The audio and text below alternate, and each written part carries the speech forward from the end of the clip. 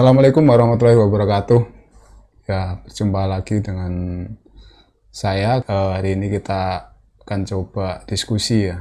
Diskusi mengenang sejarah peringatan Hari Buruh yang biasa kita peringati pada tanggal 1 Mei ya setiap tahunnya. Tentunya hampir seluruh buruh tahu bahwa tanggal 1 Mei adalah memperingati Hari Buruh. Nah, kenapa harus diperingati? Ya, kita coba flashback sejarahnya seperti apa itu. Coba kita diskusi, nanti mungkin teman-teman ada pandangan lain atau ada referensi lain ya nanti bisa disampaikan di kolom chat komentar ya di akun-akun kami, baik itu di Facebook, YouTube, Instagram atau di akun kami yang lainnya gitu. Ya, kalau kita coba mengenang sejarah May Day itu kan kita adanya di sekitar abad 19 ya. Ya, tepatnya itu terjadi di Chicago, Amerika ya. Itu pada tahun 1886. Itu di situ ada pergerakan buruh yang luar biasa. Kalau di situ ada pemogokan kurang lebih itu 350.000 buruh, bahkan mereka turun beserta keluarganya.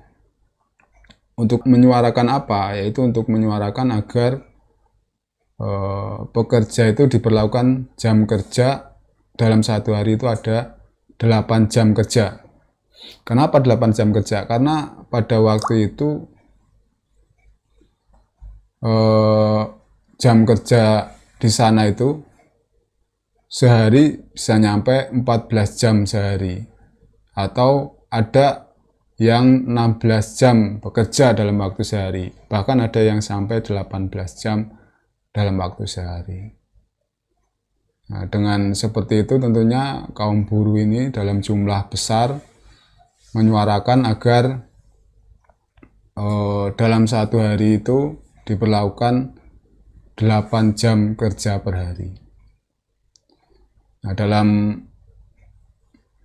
pergerakan itu ada perlawanan dari aparat keamanan yang sehingga ada beberapa kaum buruh yang terpaksa harus menjadi korban dalam sebuah pergerakan itu. Bisa dibilang waktu itu adalah peristiwa berdarah ya. Perjuangan kaum buruh untuk menyuarakan aspirasi para pekerja ataupun para buruh. Yang kemudian sampai saat ini di Indonesia sendiri juga bahwa pada tanggal 1 Mei itu adalah ditetapkan hari libur untuk memperingati May Day. Nah, kenapa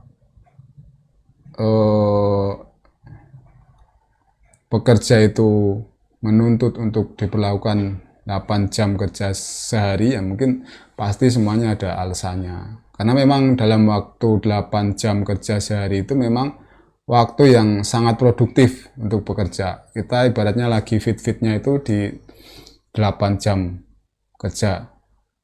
Nah, setelah itu ya mungkin sudah agak berkurang produktivitas kita karena mungkin sudah capek, lelah dan sebagainya karena udah 8 jam kerja lebih. Apalagi kita bekerja dalam kerja kita sehari-hari itu menguras pikiran, tenaga, sehingga ya kita akan lelah mungkin ketika kita bekerja lebih dari 8 jam dalam sehari. Nah, terus kemudian kita ada waktu dalam sehari itu kan ada 24 jam, ya kan? Nah, 8 jam lagi untuk apa? Itu 8 jam lagi untuk istirahat tentunya. Terus kemudian 8 jam lagi untuk apa? 8 jam lagi itu kita bisa pergunakan untuk beribadah, untuk meningkatkan kapasitas diri kita ya. Misalkan untuk meningkatkan keilmuan dalam beragama, meningkatkan atau belajar lagi ilmu-ilmu konvensional, atau mengikuti seminar-seminar, mengikuti seminar bisnis, ataupun training-training untuk meningkatkan kapasitas diri kita agar tidak pengetahuan kita itu hanya ada dalam tempat kerja kita sendiri. Terus kemudian kita juga bisa memanfaatkan 8 jam itu juga untuk bersosialisasi dengan tetangga, dengan keluarga, dengan teman. Itu bisa kita manfaatkan di situ, karena memang hidup kita itu ya harus seimbang. Kita ada kewajiban untuk bekerja, ya ada sisi lain yang harus kita laksanakan juga, termasuk tadi yang saya sampaikan, istirahat dan meningkatkan kapasitas diri, ibadah, sosialisasi, dan lain sebagainya. Nah, melihat ya, wah, akhir-akhir ini kita sering lihat fakta di lapangan bahwa setiap tanggal 1 Mei itu kita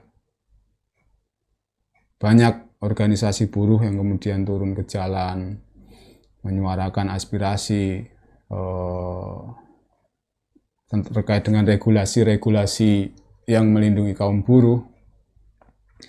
Di sisi lain kita kadang lupa dari peringatan kaum buruh itu sendiri sebenarnya memperingati apa. Karena kadang-kadang kita temukan di lapangan, di satu sisi mereka itu ikut demonstrasi, ikut menyuarakan, di sisi lain justru mereka itu menginginkan atau meminta kepada perusahaan untuk dipekerjakan lebih dari 8 jam kerja per hari. Nah, ini kan sangat kontradiktif ya. Dulu pejuang buruh itu memperjuangkan agar pekerja dipekerjakan selama 8 jam per hari.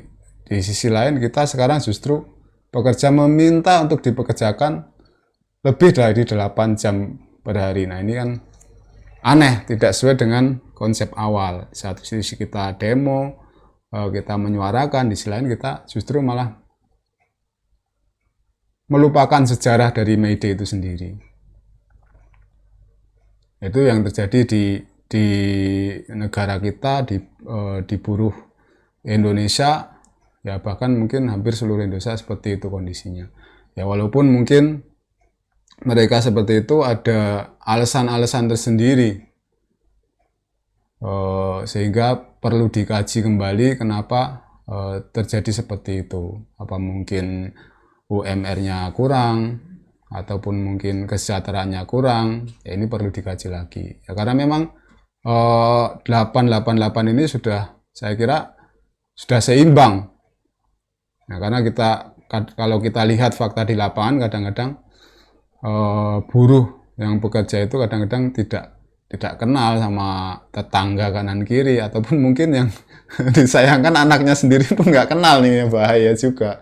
Karena kita pulang sudah larut malam, kadang sampai jam 9 anak sudah tidur, kita berangkat lagi pagi-pagi buta, jam 5, jam anak-anak belum bangun, kita udah berangkat kerja, beraktivitas. Nah, ini perlu dikaji kembali.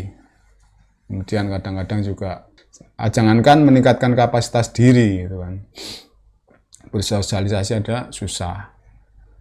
Ya, kita mungkin kalau konsepnya seperti itu ya akan menjadi pekerja terus sampai di akhir hayatnya, akhir pensiunnya. Kita tidak bisa mengembangkan kapasitas kita. Kita tidak bisa menjadi pengusaha, ataupun mungkin bisa membuka lapangan buat orang lain. Nah, karena kita sudah sibuk untuk menghabiskan waktu kita untuk bekerja di tempat kerja kita. Kita tidak bisa menyisakan waktu kita untuk meningkatkan kapasitas diri kita di luar dari tempat kerja kita. Ya, mungkin itu diskusi yang bisa kami sampaikan. Pada kesempatan kali ini juga saya ingin menyampaikan selamat memperingati Hari Buruh Internasional 1 Mei tahun 2022. Terus semangat, terus berjuang, insya Allah hasil tidak akan pernah mengkhianati perjuangan kita. Salam perjuangan.